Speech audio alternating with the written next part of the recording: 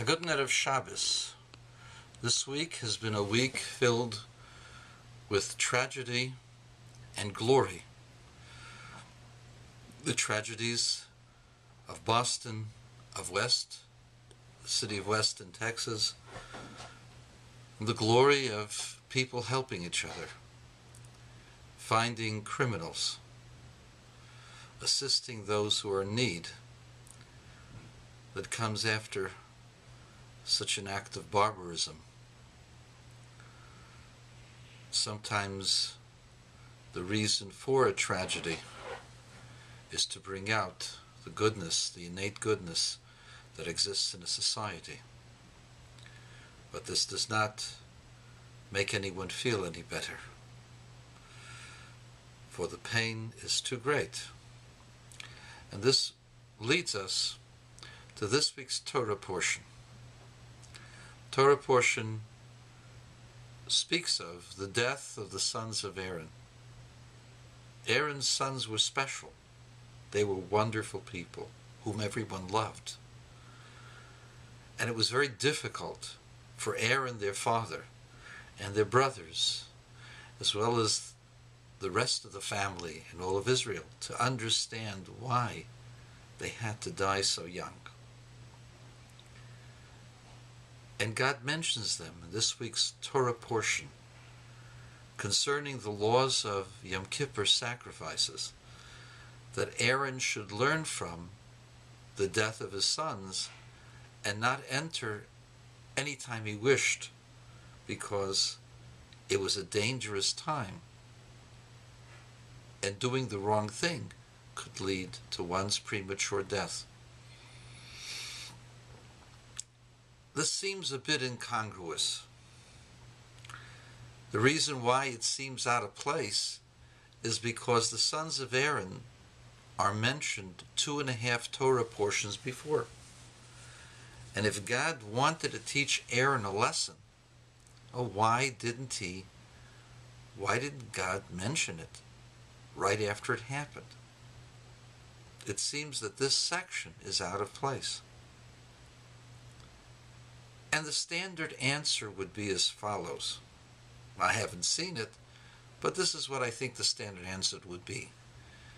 That when someone has a tragedy, you don't try to console the person right then and there when his loved one has died. The pain is too raw, too fresh in the memory for one to be willing to accept some form of consolation. And so God did not mention the death of the children of Aaron so shortly after their death, because it was too painful for Aaron to receive. But I think that there exists a deeper meaning to all of this. Among Jewish people, for thousands of years, when we go to the synagogue on holidays, we have a special prayer called Yizkor, remember. And we ask God to remember our loved ones. Not that they really need to be remembered.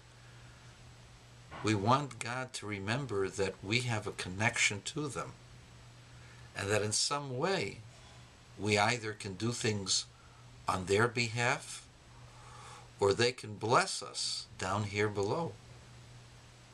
But the Yizkor is a profound prayer that allows us to connect ourselves to our loved ones during holiday time. The sons of Aaron did not have any children,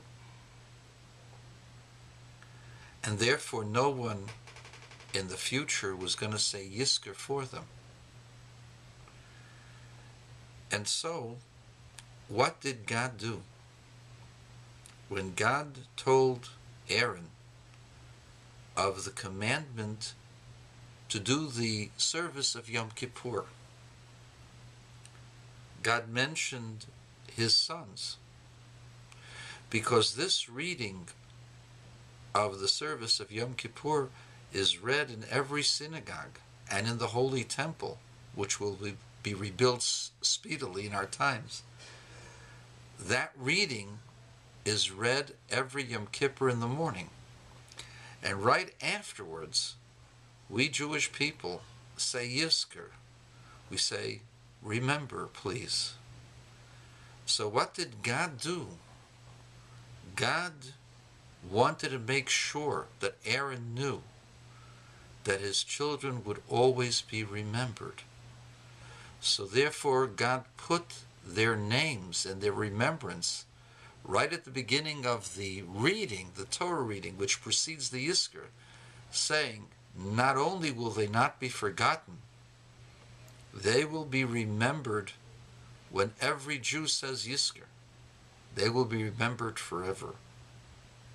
So God made a permanent Yizkor, and he did so when he taught Aaron about the service.